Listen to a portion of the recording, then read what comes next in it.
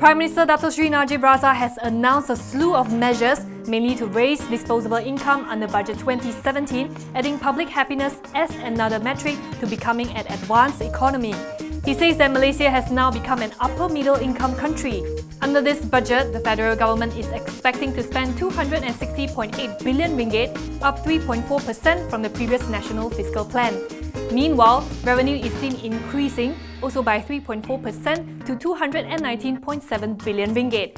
Najib also vowed to keep fiscal deficit under control, with the figure expected to be trimmed from 3.1% this year to 3% in 2017. Malaysia's economy is expected to grow 4 to 5% in 2017.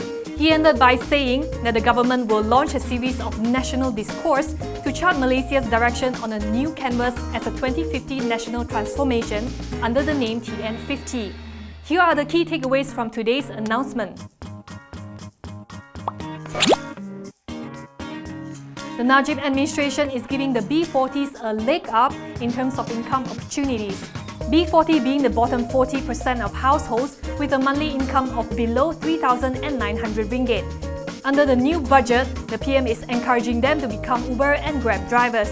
Those who do not own a vehicle can buy a Proton Iris for this purpose. They can use their BRIM handout for the down payment and also get a 4,000 ringgit rebate in the process. And speaking of BRIM, the handout for households earning less than 3,000 ringgit will be increased to 1,200 ringgit. Households earning between 3,000 to 4,000 ringgit will get 900 ringgit.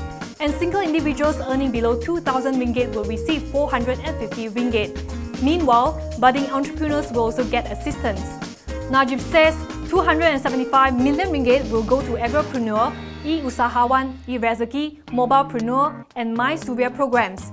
On the sticky issue of GST, Najib says the consumption tax will not be increased as widely speculated. There will, however, be a change in terms of subsidies. Under Budget 2017, 10 billion ringgit will be set aside for the scheme. But it will no longer be broad-based, but rather targeted, although Najib does not explain how he intends to implement this. Some good news for the M40 group and the youth in terms of tax relief and connectivity. Najib says that in order to facilitate taxpayers in claiming their existing benefits, the purchase of reading materials, computers and sports equipment have all been combined under an umbrella labelled Lifestyle Tax Relief. The relief also includes the purchase of printed newspapers, gadgets, internet subscriptions as well as gym membership fees.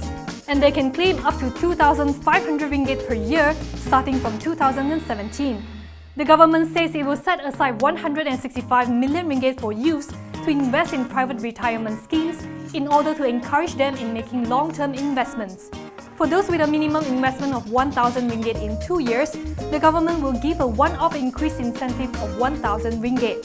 And in order to make sure everyone stays connected, effective January 2017, fixed-line broadband service providers will offer services at higher speeds for the same price.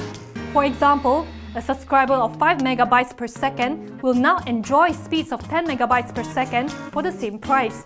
And within the next 2 years, people will have their speeds doubled with a reduction in price by 50%. Now, probably the most highly anticipated of the measures, housing. Najib says the government will launch a new initiative, the My Beautiful New Home, with an allocation of 200 million ringgit. Under this new scheme, some 5,000 units will be built initially.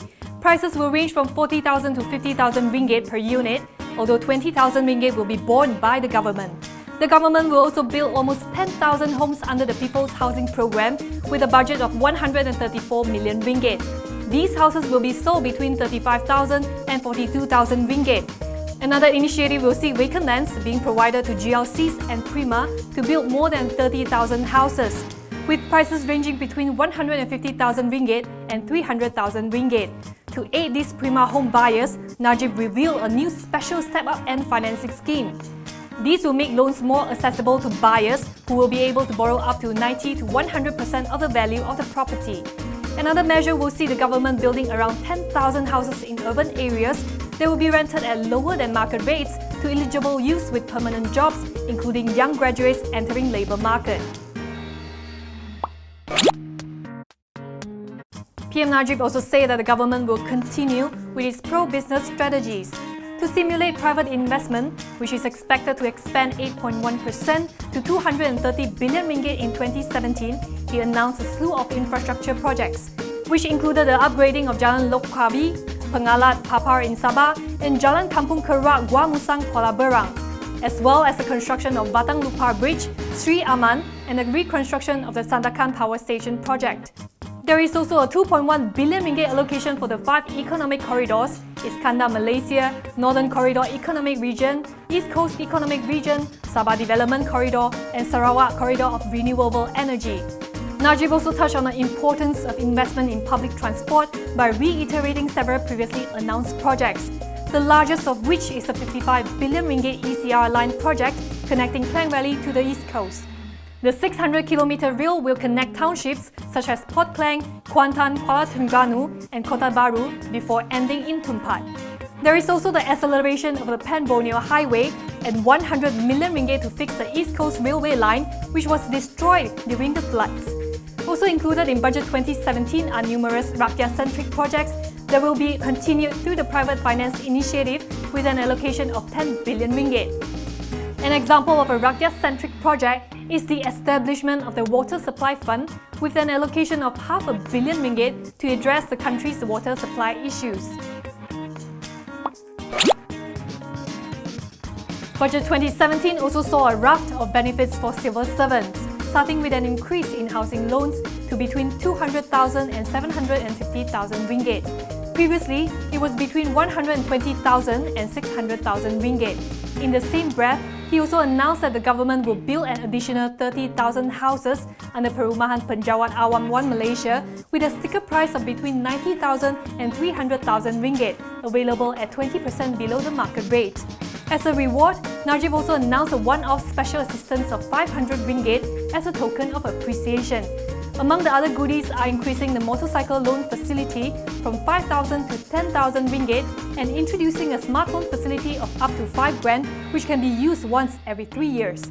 Najib also made a promise to appoint the first group of doctors, dentists and pharmacists on contract latest by December due to constraints in permanent posts. This means almost 2,600 doctors who were unable to undergo housemanships will now serve on contract.